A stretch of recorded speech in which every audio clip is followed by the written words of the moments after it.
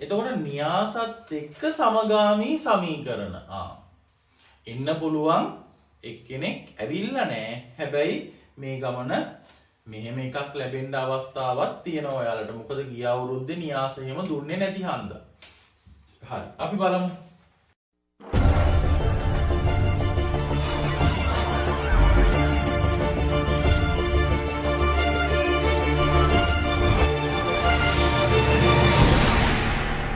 මංජුශ්‍රී ප්‍රභාස්වර ආයිබෝන් දුවේ පුතේ. අපි අද ඔයාලගේ 2024-25 ගණිතය විෂයට අදාළව අවසාන අනුමාන ප්‍රශ්න පත්‍රය සාකච්ඡා කරන්න යනවා. එතකොට මේ පේපර් එක හදලා තියෙන්නේ ඔයාලගේ කලින් අවුරුදු වල තිබ්බ මොඩල් පේපරුයි මේ අවුරුද්දේ දීලා තිබ්බ මොඩල් පේපරුයි ඒ සේරම අරගෙන විභාග දෙපාර්තමේන්තුවෙන් නිකුත් කරලා තියෙන දත්ත අනුව ඔයාලට මේ ගමන එයි කියලා හිතෙන ප්‍රශ්න සියල්ලම ඇතුළත් කරලා තමයි මේ පේපරේ හදලා තියෙන්නේ. එතකොට මම මුලින්ම මේකෙදිත් ඔයාලගේ දෙවෙනි පත්‍රයට අදාළ කොටස තමයි සාකච්ඡා කරන්නේ. මොකද ඒකට තමයි අපේ ළමයි ගොඩාක් අඩුවෙන් ලකුණු ගන්නේ. එහෙනම් ඒක තමයි අද අපි මුලින්ම සාකච්ඡා කරන්නේ. එහෙනම් ඔයාලට මේ පේපරේ යට තියෙන පළවෙනි කමෙන්ට් එකෙන් ගන්න පුළුවන් ඩවුන්ලෝඩ් කරලා අරගන්න පුළුවන්.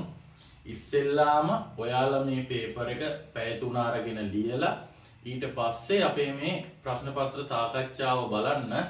එතකොට ඔයාලට නිවැරදිව මේ ටික ලස්සනට ගොඩනගා ගන්න පුළුවන් වෙයි. අනිවාර්යයෙන්ම O level වලට යන්න කලින් මේ වීඩියෝ එක බලලා යන්න. හරි. එහෙනම් වැඩි විස්තර ඕනේ නැහැ. අපි යම් පේපර් එක සාකච්ඡා කරන්න. බලන්නකො පුතේ ඔයාලගේ පළවෙනි ගාන විදිහට ඔයාලට දීලා තියෙනවා මුද්‍රණ යන්ත්‍ර අලවිසලක්. ඕනෑම මුද්‍රණ යන්ත්‍රයක් අත්පිට මුදලට හෝ එහි වටිනාකම 10%ක මූලික ගෙවීමක් කර ඉතිරිය මාසික වාරික 9කින් ගෙවීමට ලබාගත හැක.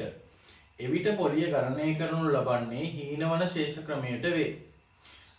එහෙනම් ඔන්න පළවෙනියට කියනවා අමල්ට මුද්‍රණ යන්ත්‍රය මිලදී ගැනීම සඳහා මූලිකව රුපියල් 5000ක් ගෙවීමට සිදුවේ නම් ඔහුට ගෙවීමට ඉතිරි වන මුදල කීයද? පුතේ මෙතෙන්දී අපේ අර සාමාන්‍ය ගාණක් වෙන විදිහ නෙමෙයි පොඩ්ඩක් වෙනස් කරලා තමයි මේක දීලා තියෙන්නේ.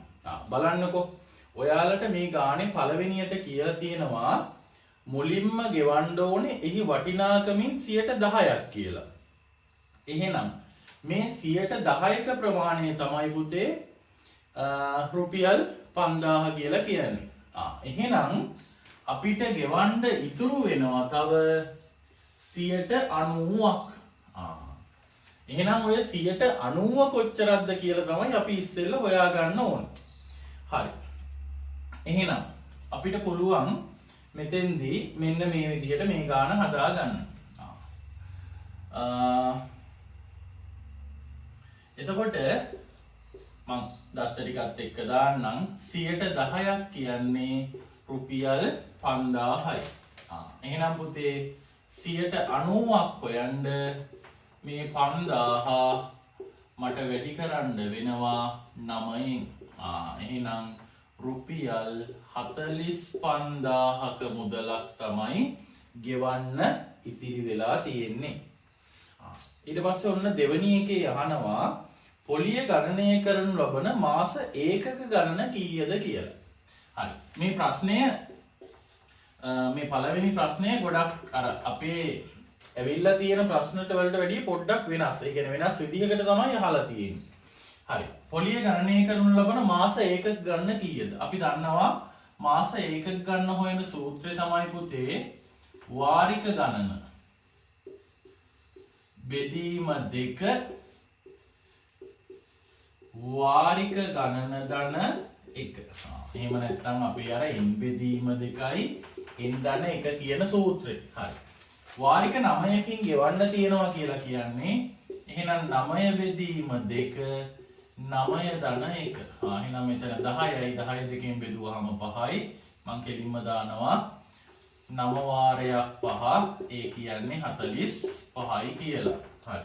එහෙනම් ඔන්න මෙයාගේ පොලිය ගෙවන්න තියෙන මාස ඒකක ගණන 45යි. ඊට පස්සේ ඔන්න කියනවා මාස ඒකකයක් සඳහා පොලිය රුපියල් 90ක් නම් වාර්ෂික පොලී අනුපාතය සොයන්න. ඔන්න මේ ගමන ඇවිල්ලා තියෙන්නේ පොඩ්ඩක් වෙනස් විදිහට. හරි. මාස ඒකකයක් සඳහා පොලිය රුපියල් 90යිලු. හරි. දැන් බලන්නකො පුතේ මාස ඒකකයකට රුපියල් 90ක් නම්. හරි. අපි දැන් දන්නවනේ අපිට ගෙවන්න තිබ්බ ණය මුදල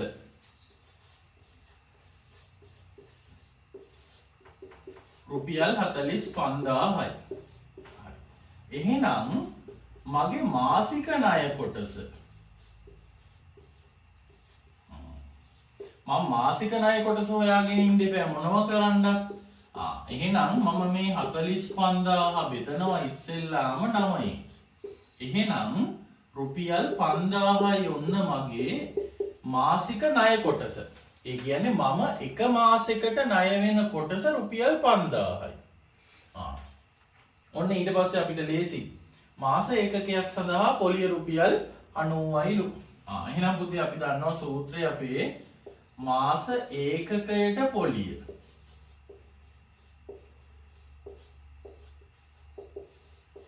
සමාන වෙනවා අපේ මේ මාසික ණය කොටස වැඩි කිරීම මාසික පොලී අනුපාතය. ඔන්න දැන් එහෙනම් මෙතෙන්ට එනවා අපිට 90ක් මාසික ණය කොටස මන් දන්නවා රුපියල් 5000යි මාසික පොලී අනුපාතය මම දන්නේ නැහැ. එයා තමයි අපෙන් අහන්නේ. මම එහෙනම් එයා 100ට x කියලා දාගන්නවා. මේ වාර්ෂික පොලිය එයා මාසික පොලියක් කරන්න ඔන්න මම 12න් එකකින් ගුණ කරනවා. එහෙනම් මෙන්න මෙයා තමයි අපේ විසඳ ගන්න තියෙන්නේ. හරි බලන්නකෝ. මේ බිංදු දෙකට මේ බිංදු දෙක කැපෙනවා. එතකොට මෙතනින් එනවා 90 වැඩි කිරීම 12 බෙදීම 50ක් කියලා. මේ x ට අදාළව. එහෙනම් මේ බිංදුවට මේ බිංදුව කැපුණා. 12 වාරයක් 9 එනවා. මම මෙතනින් දාන්නම් 108 බෙදීම 5ක්. එහෙනම් x කියන්නේ මට එනවා පුතේ 108 පහින් බෙදුවාම 2යි 1යි 3යි ඒ කියන්නේ 6යි. x කියන්නේ 21.6යි කියලා. එහෙනම් මගේ වාර්ෂික පොලී අනුපාතය 21.6යි. ඔන්න අපේ අර වෙනද ගණන් වලට වැඩිය පොඩ්ඩක් වෙනස් විදිහට තමයි මෙතන මාසික පොලී අනුපාතය හොයන්න ඇවිල්ලා තිබ්බේ. එහෙනම් මේ වගේ එකකුත් මේ ගමන එන්න පුළුවන්. මොකද අපේ හැම පාරම එනවට වැඩිය මෙහා පොඩ්ඩක් වෙනස්. හරි. ඊළඟට අපි යන්කෝ 4 වෙනි කොටසට ඒකේ.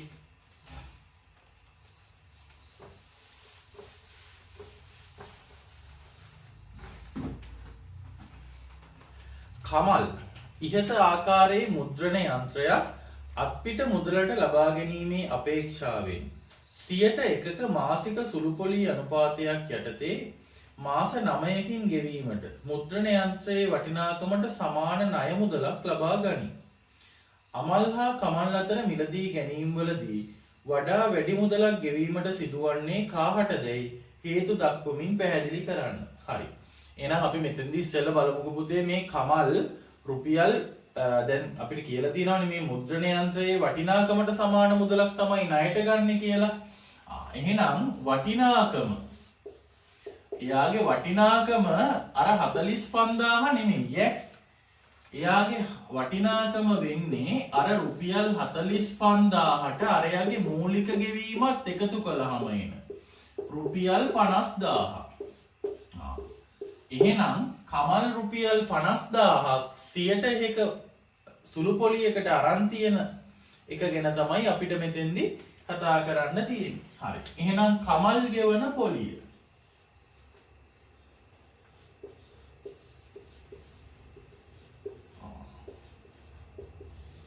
එතකොට කමල් ගෙවන පොලිය හොයන්න පුළුවන් පුතේ. අපි දන්නවා එයා අරන් තියෙන්නේ රුපියල් 50000ක්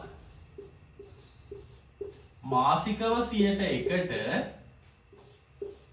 ඒ වගේ මාස 9කට. එහෙනම් මෙයාව තමයි සුළු කරගන්න තියෙන්නේ. 500ව 9ක් කියන්නේ රුපියල් 4500යි.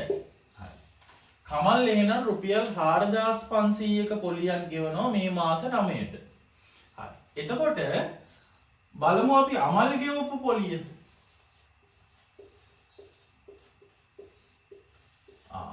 ඔන්න පුතේ අමල් ගෙවන පොලිය මට හොයාගන්න පුළුවන්. අපිට ඉස්සෙල්ලා ආවනේ අතන මාස ඒකක 45යි කියලා. එහෙනම් මාස ඒකක 45 වැඩි කරනවා එයාගේ මාස ඒකක ගණනේ. මාස ඒකකයට පොලියේ. ඒ කියන්නේ රුපියල් 90. එහෙනම් 45 වැඩි කරන්න තියෙනවා 90. 450 ඒවා 9ක්. 450 ඒවා 9ක් මට එනවා. මෙතන බිංදුවයි 9 වාරයක් 5 45යි 4යි 9 වාරයක් 4 36යි 4යි 40යි. එයාට එනවා රුපියල් 4050. එහෙනම් පොලිය වැඩිපුර ගෙවලා තියෙනවා කමල්. එහෙනම් අමල්ට තමයි අඩුවෙන් ගෙවන්න වෙලා තියෙන්නේ. එහෙනම් අපිට කියන්න පුළුවන් 4500 කියන එක්කෙනා 4050ට වැඩිය විශාලයි. එම නිසා කමල්ට වැඩි මුදලක් ගෙවීමට සිදුවේ. ඔන්න පුතේ. එහෙනම් ඔන්න ඔයාලගේ මේ ගාන අපි කතා කළා. හරි. දැන් එතකොට ඔයාලගේ මෙච්චර අවුරුදු ගානකට ඇවිල්ලා තියෙන පේපරුත් එක්ක බලනකොට මේ ගාන පොඩ්ඩක් වෙනස්. හැබැයි අහලා තියෙන දේවල් ටික සේරම එකයි. ඒක හන්ද මේ වගේ ගානකුත් එයි. ඒක හන්ද පොඩ්ඩක් මෙහෙම එකක් බලාගෙන යන්න. එතකොට දෙවෙනි ගාන ප්‍රස්ථාර ගානක් තියෙන්නේ හැම අවුරුද්දකම එනවට වැඩිය මේ අවුරුද්දේ පොඩ්ඩක් වෙනස් විදිහට තමයි අපි දාලා තියෙන්නේ. හරි. බලමු. මේක කියනවා පුතේ y සමානයි x ධන 1 වර්ගයේ ඍණ පහසුතයේ ප්‍රස්ථාරය ඇදීමට සැකසූ අසම්පූර්ණ අගයවගුවක් පහත දැක්වේ. ඔන්න හැමදාම එන ප්‍රශ්නයක් තියෙනවා x සමානයි ඍණ 1 විට y හි අගය සොයා. එහෙනම් අපි දන්නවා ප්‍රස්ථාරය y සමානයි x ධන 1 වර්ගය ඍණ 5. හරි. මට හොයන්න තියෙන්නේ x කියන්නේ ඍණ 1 වෙනකොට. හරි. ලේසියි පුතේ මේ බලන්න y සමානයි ඍණ 1 ධන 1 වර්ගය ඍණ 5. මෙතන බිංදුවයි. එහෙනම් පුතේ උත්තරේ අන්තිමට ඍණ 5යි. y සමානයි ඔන්න පළවෙනි එකට ආවා ඍණ 5යි. ඊට පස්සේ ඔයාලට මෙන්න මෙහෙම දීලා තියෙනවා x හා y අක්ෂ දිගේ කුඩා බෙදුම් 10කින් ඒකකයක් නිරූපණය වෙනසේ ප්‍රස්ථාර කඩදාසියක ඉහත ප්‍රස්ථාරය අඳින්න. හරි. එතකොට මම දල වශයෙන් ඔයාලට දෙන්නම් මේක ඇදලා. x කියන එක්කෙනා ඔයා සාමාන්‍යයෙන් ලකුණු කරගන්න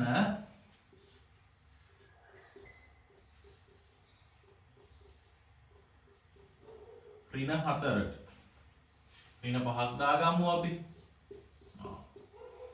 y කියන එක්කෙනා 1යි 2යි 3ක් විතර තිබ්බහම ඇති. හරි. සර් x ගේ ධන පැත්ත y කියන එක්කෙනාගේ අපිට ඕන වෙනවා ඍණ 5ට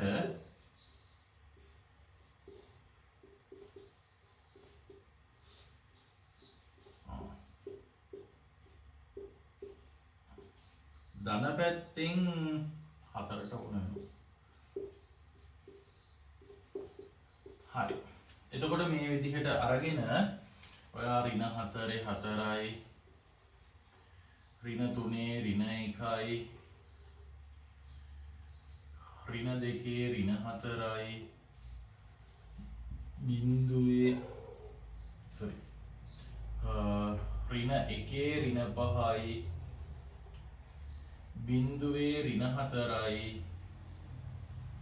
1 ඍණ 1යි 2 4යි. මේ විදිහට ඉන්න ඔයාලා ලස්සනට අදින්න ඔය විදිහට ඉන්න සුමට වක්‍රයක් එන්න අදින්න ඕනේ මේ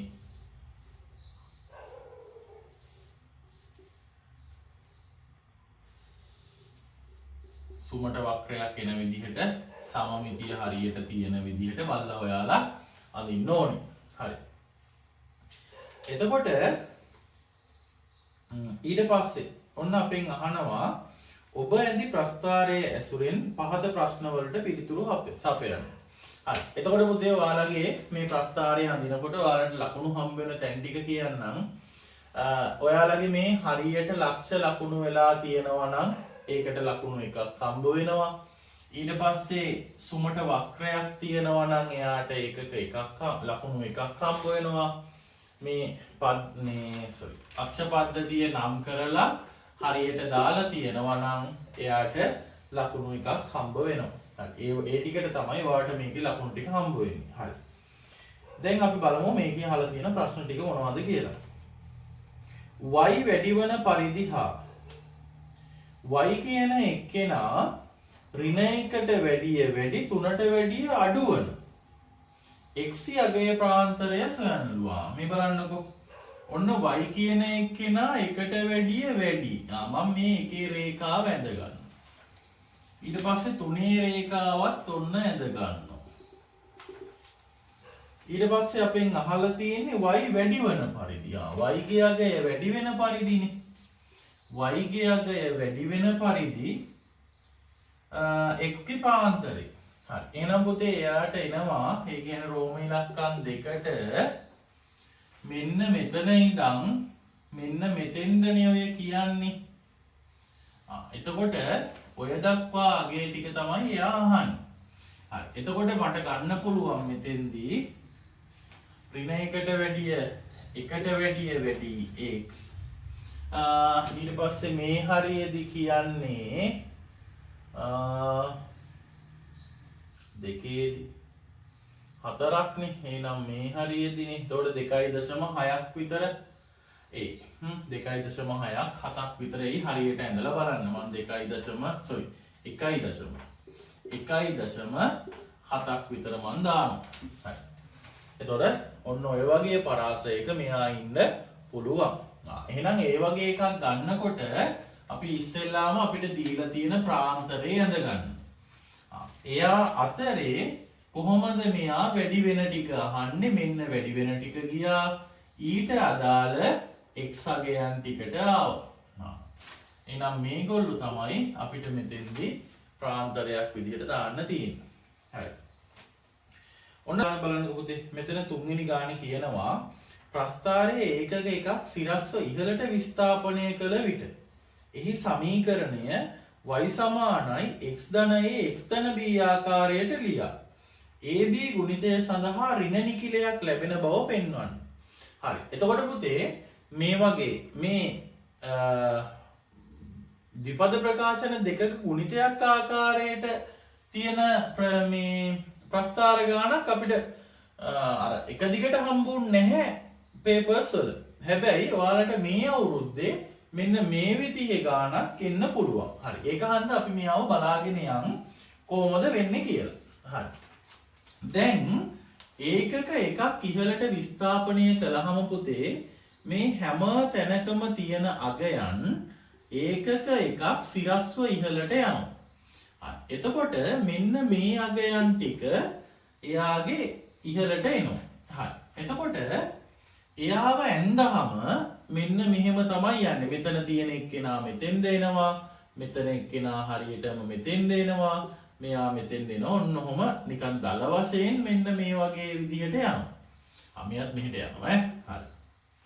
එතකොට මෙයාව අපිට ලියන්නලු y සමානයි x ධන a x ධන b ආකාරයට. හරි. එතකොට ඔයාලට බලපු ගමන්ම තේරෙනවා මේ තියෙන්නේ අපේ මේ මූල විදිහට නෙන්නේ මේ වර්ගජ ප්‍රකාශනය.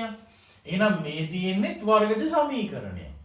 එතකොට මේ වර්ගජ සමීකරණයේ මෙන්න මේ AB අගයන් කියන්නේ මෙයාගේ මේ මූල එක්ක සම්බන්ධ වෙලා තියෙන එක්කෙනෙක් කියලා ඔළුවට එන්න ඕනේ. හරි. එතකොට එහෙම ආපු ගමන් මට මේ දෙන්න වෙන වෙනම සම්බන්ධ කරලා මෙන්න මෙහෙම ලියන්න පුළුවන්. දැන් අපි දන්නවනේ මෙයා මෙතනයි තියෙනකොට මේ අලුත් ප්‍රස්ථාරයේ මෙයාගේ මූල දෙක වෙන්නේ x සමානයි 3 කියන එක්කෙනයි අනිත් එක්කෙනා x සමානයි ධන 1 කියන එක්කෙනයි. එහෙනම් ඔය දෙන්නත් එක්ක මෙන්න මෙයා සම්බන්ධ කරගන්න එපා. එහෙනම් පුතේ මට මෙතෙන්දි කරන්න තියෙන්නේ මෙන්න මෙයාගේ ලකුණු මාරු කරලා මෙතෙන්ද දාන එක. හරි.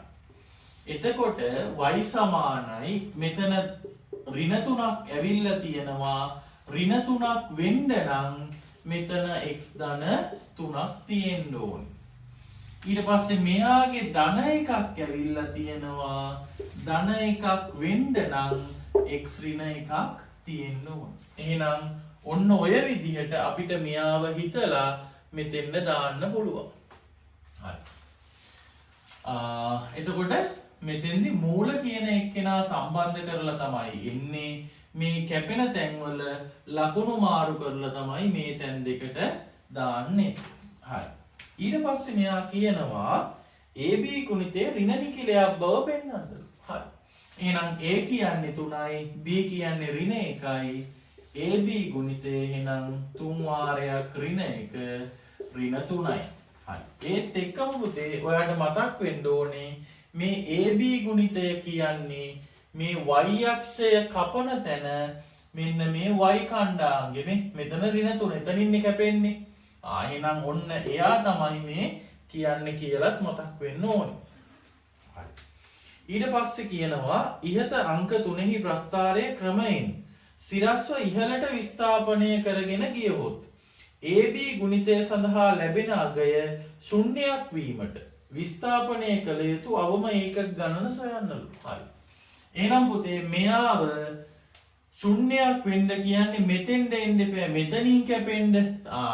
එතනින් කැපෙන්න නම් මෙයා ඒකක 3ක් ඉහළට විස්ථාපනය කරන්න ඕනේ. එහෙනම් 3ක් ඉහළට විස්ථාපනය කරනවා කියන එක තමයි අන්තිම ප්‍රශ්නෙට උත්තරේ වෙන්න ඕනේ. ලොතරැයිපත් විකිණීමේ නිරත වන ගුණදාස මහතාට එක් ලොතරැයිපතක් විකිණීමෙන් රුපියල් 3ක ආදායමක් ලැබේ. ඔහු විසින් මාසයකදී විකුණන ලද ලොතරැයිපත් සංඛ්‍යාව සටහන් කළ සංඛ්‍යාත ව්‍යාප්තියක් පහත දැක්වේ.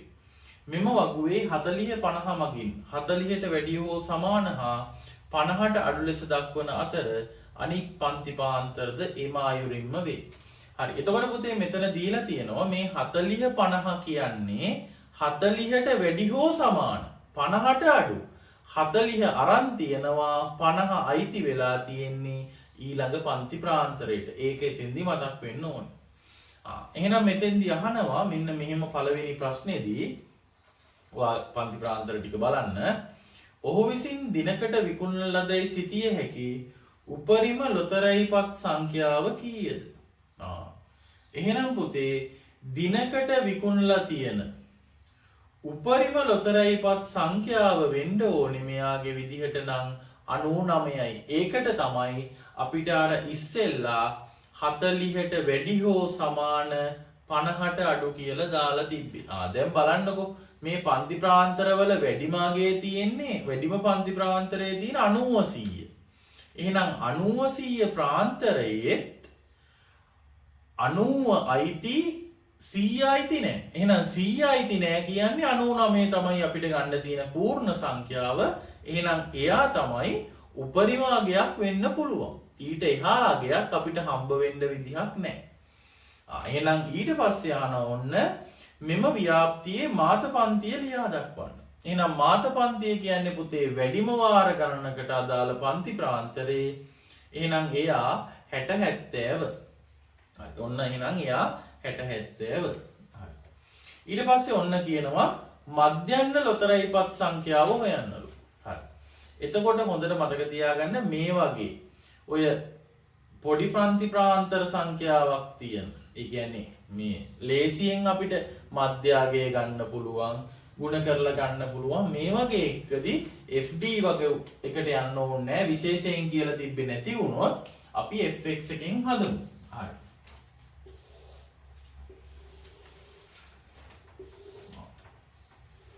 fx එකට අපිට ඕනේ වෙනවා වක්තීරු 4ක්. පළවෙනි එක්කෙනා තමයි පන්ති ප්‍රාන්තරය. ඊළඟ එක්කෙනා මධ්‍යගය. ඊළඟ එක්කෙනා සංඛ්‍යාතය. ඊළඟ එක්කෙනා fx. හරි. පන්ති ප්‍රාන්තරේ මම ගන්නවා 40 50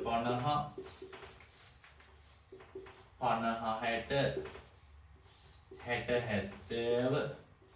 70 70 80 80 90 90 100.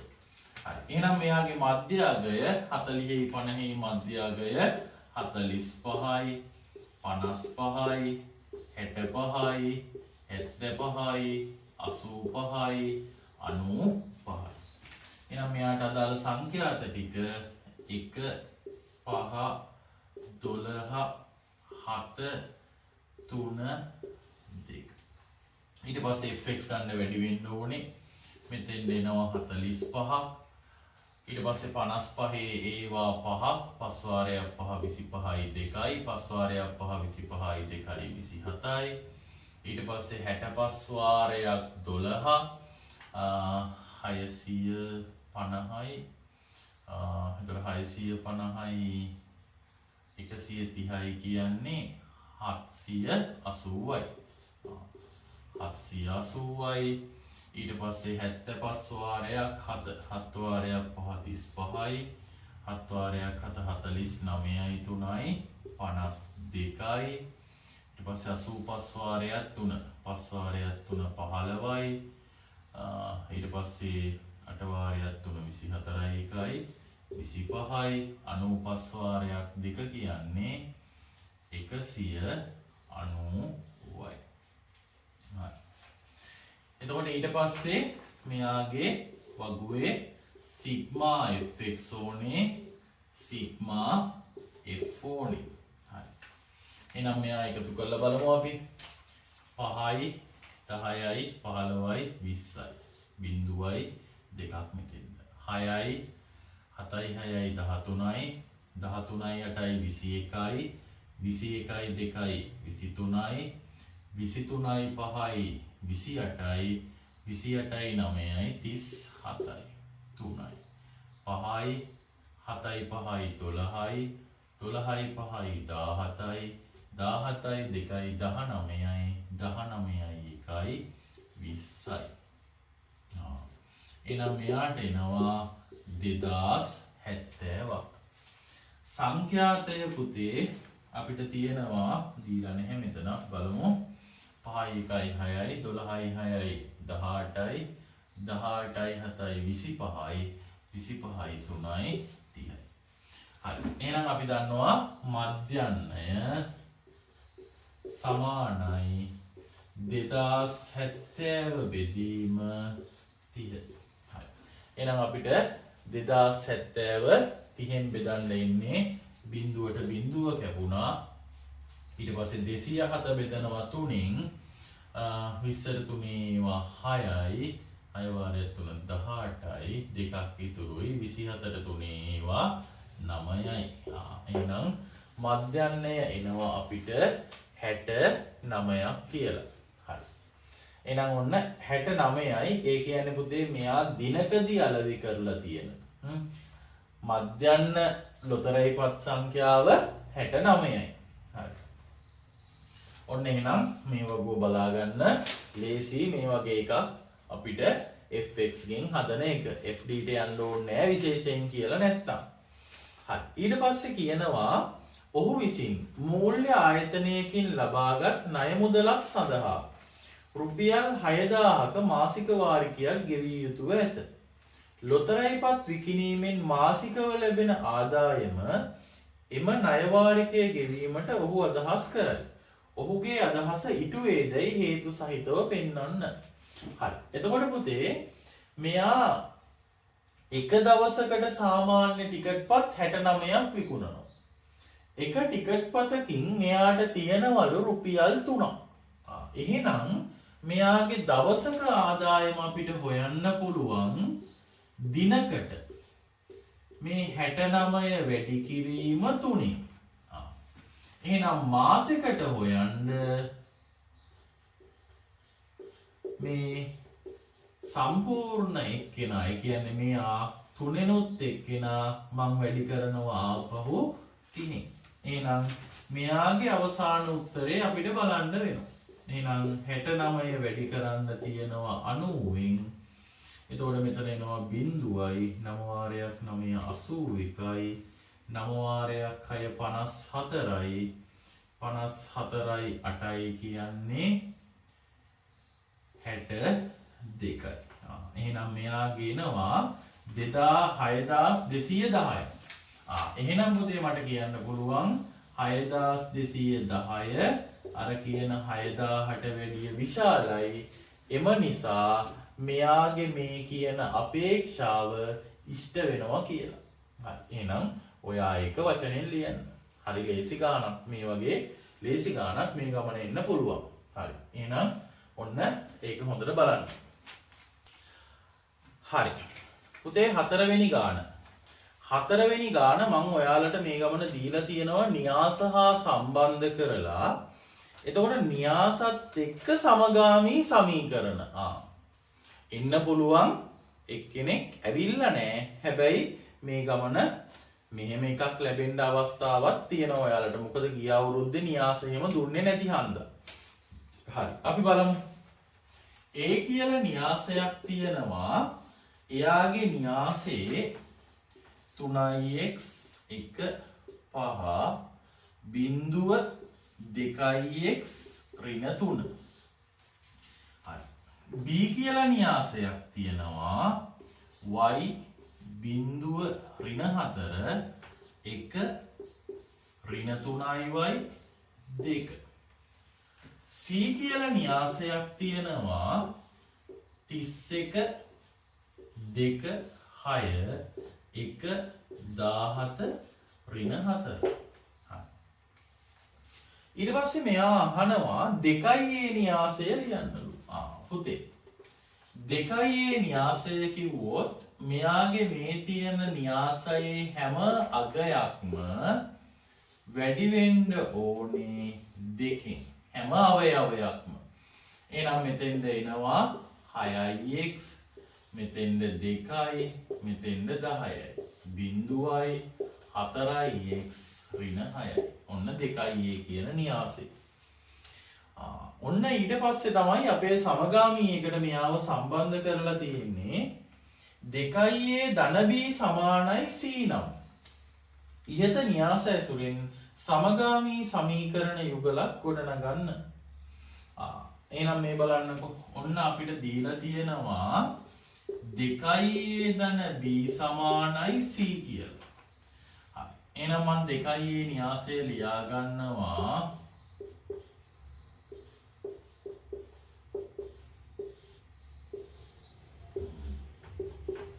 b y බිංදුව ඍණ 4 1 ඍණ 3y 2 සමානයි c න්‍යාසය 31 2 6. දැන් පුතේ අපි මේ න්‍යාස එකතුවේදී දන්නවා අපිට මේ අවයව සමාන තැන්වල තියන අය එකතු කරලා ලියන්න පුළුවන්. එහෙනම් මේ පැත්තෙන් මට ලියන්න පුළුවන් මෙන්න මෙහෙම න්‍යාසයක්. 6x ධනවයි. මේ පැත්තේ 2යි බිංදුවයි එකතු කළාම 2යි 10යි ඍණ 4යි එකතු කළාම 6යි බිංදුවයි 1යි එකතු කළාම 1යි මේ දෙන්න 4x ඍණ 3y මෙතනින් එනවා ඍණ 4. 31 2 6 ඔහොමනේ. එහෙනම් ඔන්න අපිට මතක් වෙන්න ඕනේ මෙයාලගේ මේ ස්ථානීය අගයන් සමාන වෙන්න ඕනේ. ස්ථානීය අගයන් නෙමෙයි මේ එකම ස්ථානයේ තියෙන අවයව ටික සමාන වෙන්න ඕන. හරි. එහෙනම් එයාව අරගෙන අපි මෙතෙන්දී අරන් බලමු සමීකරණ දෙක. හරි.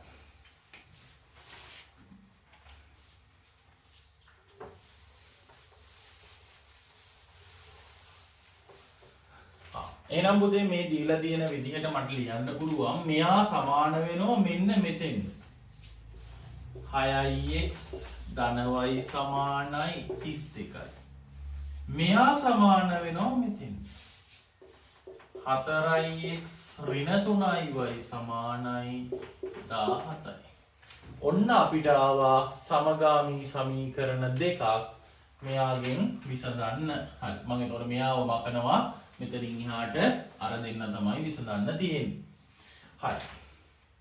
බලන්න පුතේ එහෙනම් සමගාමී සමීකරණ විසඳනකොට අපි දන්නවා සංගුණක සමාන වෙන්න ඕනේ. හරි. එතකොට මෙයාගේ සංගුණක සමානයි නෑ x ගේ සංගුණකයේ සමානත් නෑ y ගේ සංගුණක සමානත් නෑ. එහෙමනම් මම මෙයාගේ මේ තියෙන සංගුණක ටික සමාන කරන් ඉන්න ඕනේ මොනවා කරන්න? එක සංගුණකයක් එහෙනම් මම පළවෙනි එක්කෙනා වැඩි කරනවා 3. එතකොට එනවා 18යි x ධන 3y සමානයි 93යි කියලා. ඔන්න තුන්වෙනි සමීකරණය. දැන් ඔන්න මට තියෙනවා 2යි 3යි සමීකරණේ y ගේ සංගුණක සමාන වෙච්ච. සංගුණක සමානයි ලකුණු අසමානයි එහෙම වෙච්ච ගමන් සමීකරණ දෙක මම එකතු කරනවා. හරි.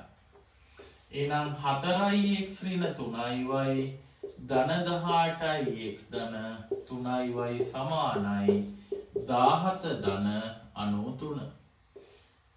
කැපෙනවා 18යි 4යි ගියහම 22යි x මෙතනින් එනවා 93ට 17ක් එකතු වුණාම 110ක්. එහෙනම් මම මෙයාව බෙදනවා 22කින් මෙයාවත් බෙදනවා 22කින් ඔන්න x කියන්නේ මට එනවා 5යි කියලා. හරි. ඊට පස්සේ මම මේ x සමානයි 5 එකට ආදේශ කරනවා. හරි. x සමානයි 5 එකට ආදේශ කළාම මට එනවා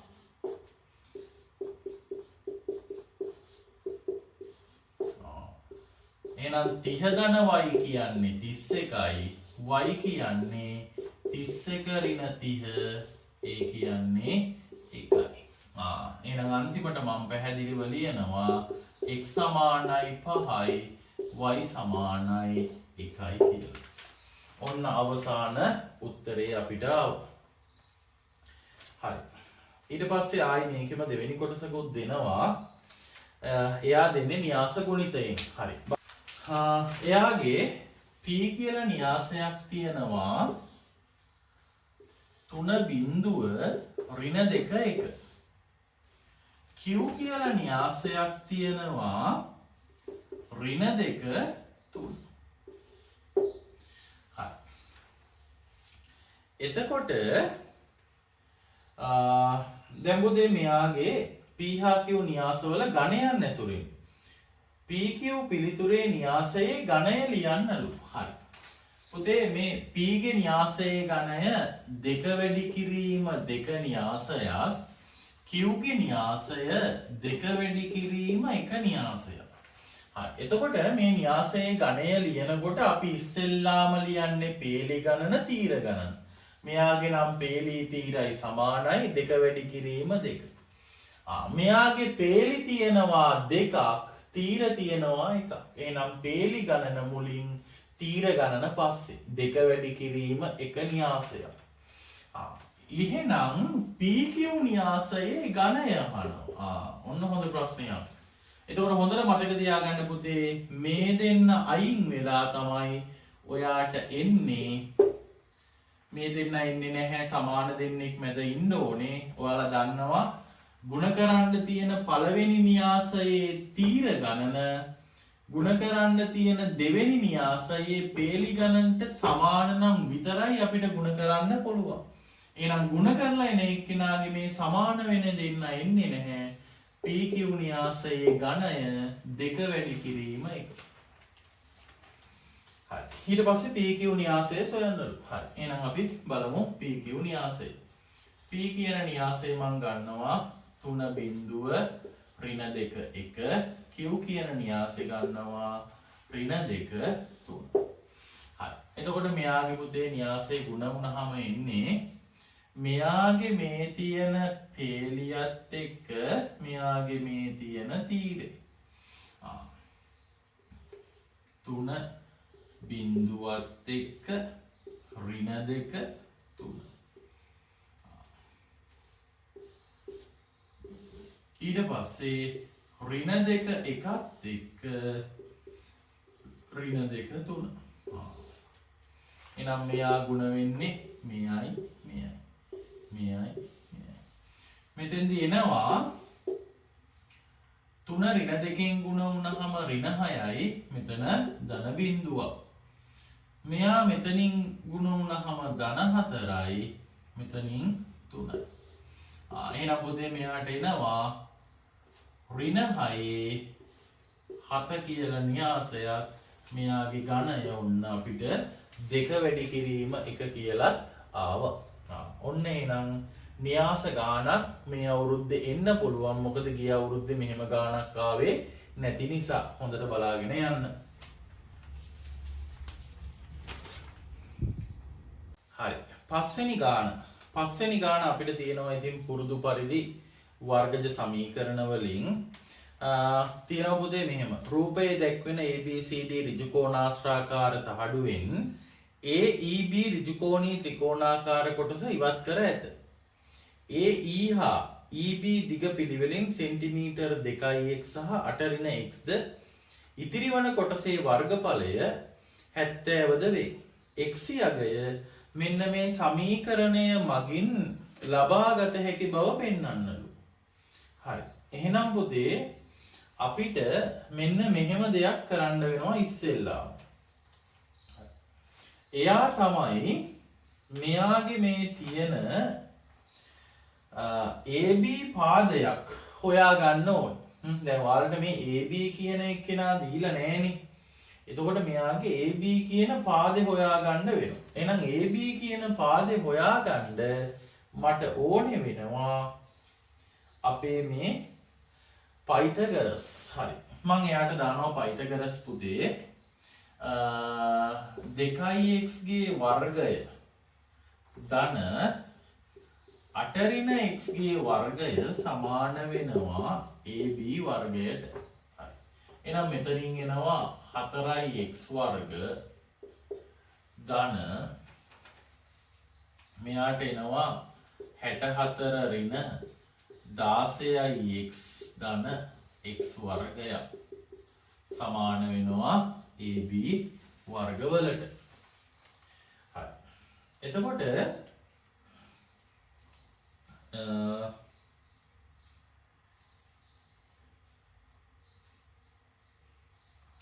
මෙයාගේ 4x වර්ග ධන 64 ඍණ 16x ධන x වර්ග සමාන වෙන්නේ AB වර්ගවලට. හරි. එහෙනම් මම දන්නවා මෙයාගේ AB වර්ග කියන්නේ 5x වර්ග ඍණ 16x ධන 64. හරි. ඔන්න මම AB වර්ග කියන එක නා හොයාගත්තා. හරි. එතකොට ඔයාලට තේරෙන්න ඕනේ පුතේ මේ AB වර්ග කියලා ඇවිල්ලා තියෙන්නෙම මේ කියන සමචතුරස්‍රයේ වර්ගඵලය. මොකද සමචතුරස්‍රයක වර්ගඵලය හොයන්නේ දිග වැඩි කිරීම පළලෙන්. එතකොට දිගයි පළලයි දෙක සමානයි. එහෙනම් AB ගේ වර්ගයක් තමයි එන්නේ. එහෙනම් මෙන්න අපිට ඇවිල්ලා තියෙනවා සමචතුරස්‍රයේ වර්ගඵලය. එහෙනම් ඔන්න එයා ඊට පස්සේ මේ ඍජුකෝණී ත්‍රිකෝණාකාර කොටසක් කපලා ඉවත් කරනවලුනේ. එහෙනම් එයාගේ වර්ගඵලෙත් අපිට එහෙම ගන්න පුළුවන්. හරි. එයාව ගන්න පුළුවන් මට මේ ත්‍රිකෝණයේ වර්ගඵලය දෙකෙන් එක වැඩි කිරීම ආධාරකය වැඩි කිරීම ලම්බ උසේ. එහෙනම් එයාගෙන් එනවා මට 8x ඍණ x වර්ගයක්. ඒක තමයි ත්‍රිකෝණයේ වර්ගඵලය. එහෙනම් පුතේ මට මේ ඉතිරි කොටසේ වර්ගඵලයට දීලා තියෙනවනේ වර්ග සෙන්ටිමීටර 70ක්. එහෙනම් ඔන්න මම එයාට ලියනවා එකක් මේ 5x වර්ග ඍණ 16x ධන 64න් අඩු කරන්න 8x ඍණ x වර්ගයක්. එයා සමාන වෙනවා ඔය කියන 70ට. බලමු 5x වර්ග ඍණ 16x ධන 64 ඍණ 8x ධන x වර්ග සමානයි 70යි. 5x වර්ග x වර්ග 6x වර්ග ඍණ 16x ඍණ 8x ඍණ 24x මේ 70 මෙහෙට ගේනවා ඍණ 70යි. එහෙනම් ඍණ 70යි ධන 64යි ඍණ 6යි සමානයි 0යි. මුළු සමීකරණයම මට 6ෙන් බෙදන්න පුළුවන්. 6ෙන් බෙදුවහම x වර්ග ඍණ 4x ඍණ 1 සමානයි 0යි. එහෙනම් ඔන්න අපිට පෙන්වන්න තියෙන සමීකරණේ ඇවිල්ලා තියෙනවා. හරි. පොඩ්ඩක් වෙනස් විදිහේ ගානක් පොඩ්ඩක් හිතන්නයි තියෙන්නේ. මේ සමචතුරස්‍රයක වර්ගඵලය කියන්නේ එක පාදයක වර්ගයක්. ඔන්න එහෙනම් එහා. ඊට පස්සේ ත්‍රිකෝණයේ වර්ගඵලය මේ දෙන්නගේ වෙනස 70යි. එහෙනම් එයාගෙන් තමයි අපි මේ සමීකරණය අරගත්තේ. හරි. ඊට පස්සේ තියෙනවා මෙයා මේ වර්ග පූර්ණය කරන එක. හරි. එහෙනම් අපි වර්ග පූර්ණය කරමු බලන්න මේ ගාන.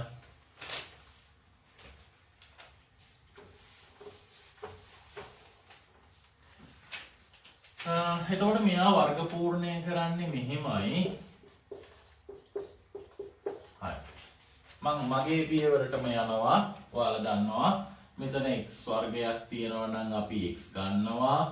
ඍණ 4යි x තියෙනවා. එහෙනම් මෙයාගේ සංගුණකයෙන් භාගයක් ඒ කියන්නේ ඍණ 2යි.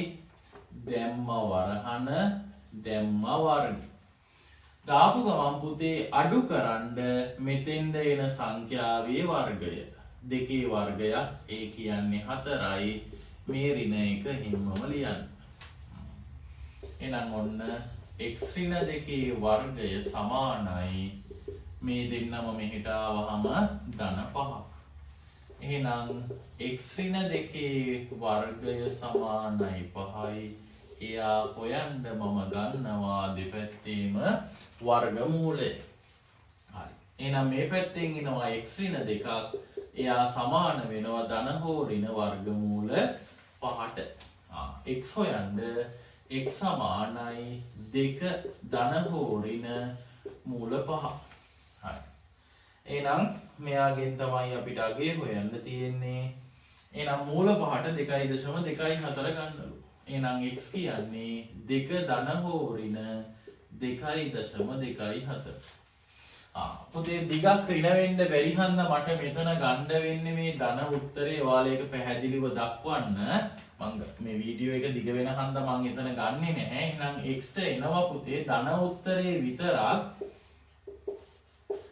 එයා එන්නේ 4.24යි කියලා. මම අර ඉස්සෙල්ලාම කිව්වේ මෙයා ඍණ වෙනවා කියලා. මොකද මෙතන තියෙන එක්කෙනාට වැඩිය අඩු කරන්න තියෙන එක්කෙනා ලොකුයි. එතකොට උත්තරේ රින වෙනවා. එහෙනම් දිගක් රින වෙන්න බැරි හන්දා අපිට ගන්න වෙන්නේ ධන උත්තරේ විතරයි. එහෙනම් x කියන්නේ 4.24යි. ඔන්න වර්ග පූර්ණයෙන් ඒ ගාන කළා. හරි. එහෙනම් හරි. ඊට පස්සේ අපි 6 වෙනි ගාන ගමු. 6 වෙනි ගාන ත්‍රිකෝණමිතිය ගානක් මම මේකෙදි දාලා තියෙනවා ඔයාලට. තිරස් පොළොවක පිහිටවා ඇති සිරස් කුරුණක පාමුල සිට මීටර් 150ක් දුරින් සිටින කපිලට කුරුණේ මුදුන පෙරෙන ආරෝහණ කෝණය අංශක 32යි කලා 20කි. කුරුණ පාමුලත් කපිලත් අතර ස්ථාන දෙක අතර එකම තිරස් රේඛාවේ පීනම් ලක්ෂයකට එක් කෙළවරක් සවිකල 120 මීටර දිග ආධාරක කම්බියක් ඇදී සිටිනසේ කුරුණේ මුදුනට අනිත් කෙළවර සවි කර ඇත. කම්බිය තිරසට දක්වන ආනතිය ආසන්න අංශකයකට අංශක 52 බව ත්‍රිකෝණමිතික වක්භාවිතයෙන් සොයන්න. ඔන්න දීලා තියෙන උපකල්පනයක් කපිලගේ උස නොසලකා හරින්න කියලා. එහෙනම් රූප සටහන ඇඳගමුකෝ අපි. ඔන්න තිරස් රේඛාවක් තියෙනවා, කණුවක් තියෙනවා. කණුවේ උස අපිට දීලා තියෙනවා මීටර් 100 කණුවේ උස දීලා නැහැ. කපිල ඉන්නවා මෙන්න මෙතන. කපිල ඉන්නේ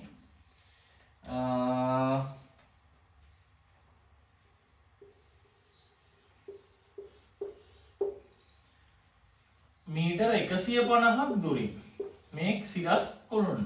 එතකොට අපිට දීලා තියෙනවා එයාට කණුව මුදුන පේන ආරෝහණ කෝණය අංශක 32යි කලා 20ක් කියලා. කලා 20ක්. ඊට පස්සේ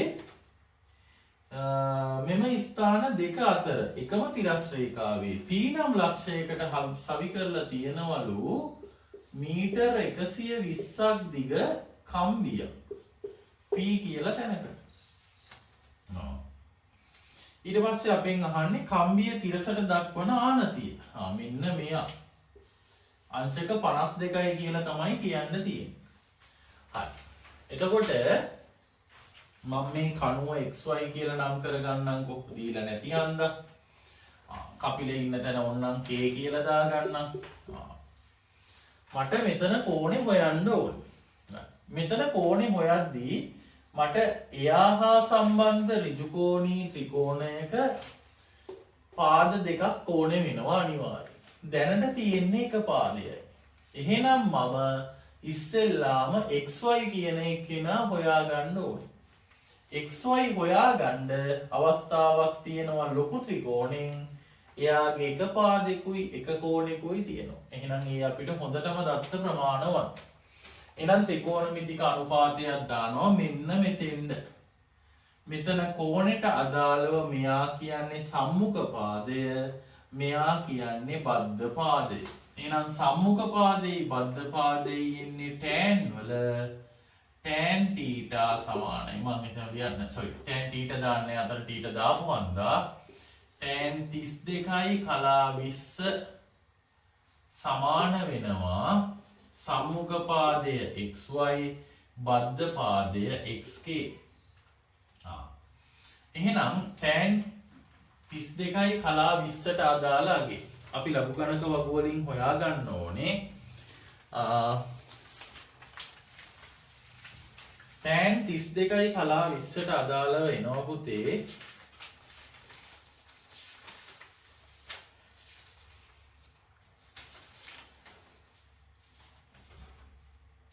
tan 32යි කලා 20ට අදාළව අපිට එනවා 0.633 ඔන්න xy yk xk අපි දන්නවා 150යි කියලා. එහෙනම් xy දුර හොයන්න xk දුර හොයන්න මට කරන්න වෙනවා 0.633 බිඳුව වැඩි කරන්න 150. එහෙනම් ඔන්න මේ xk දුර එනවා. හරි. මෙයා වැඩි කළාම right අපි වැඩි කරලා බලමු.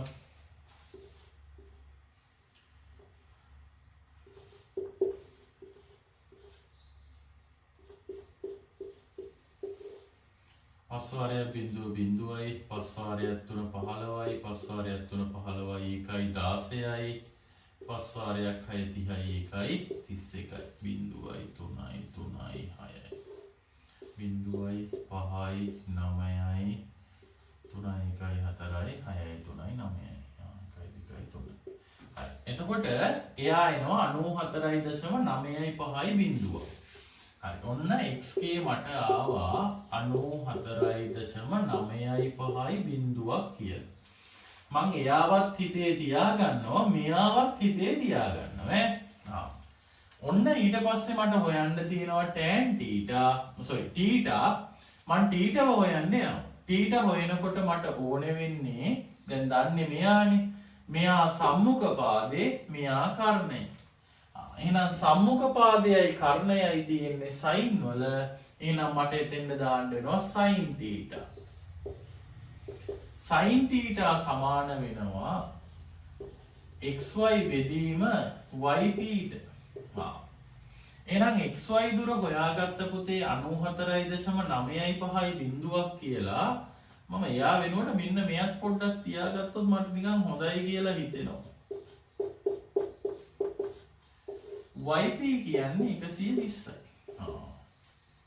බලන්නකො නිකන් මෙයා ලේසියෙන් සුළු වෙනවා වගේ පේනවා. මේ බිඳුවට මේ බිඳුව කැපෙනවා. එතකොට මෙයා 3ෙන් බෙදෙනවා. 3ෙන් බෙදුවොත් 4යි. 3ෙන් බෙදුවොත් 5යි.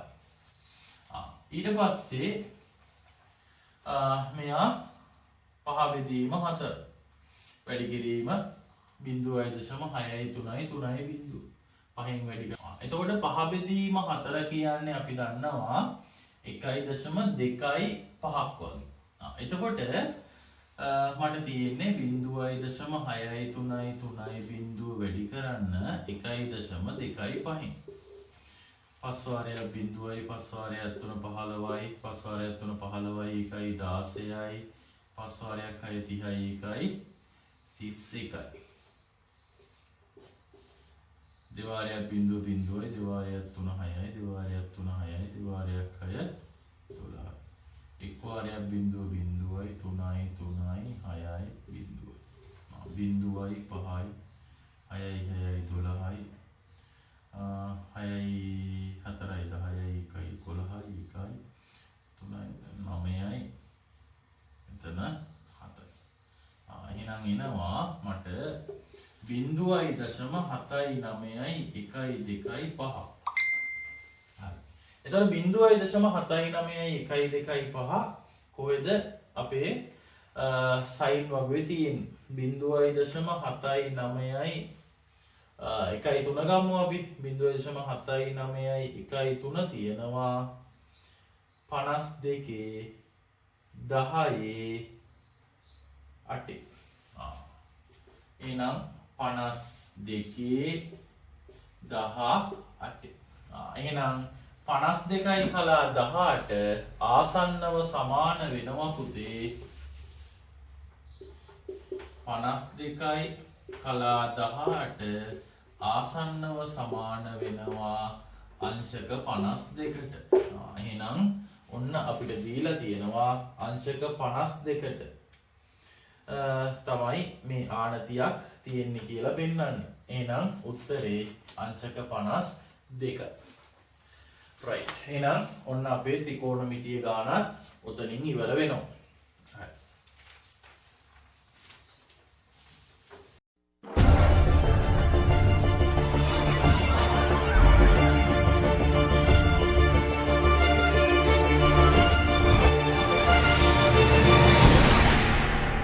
Manjushree Prabhashwara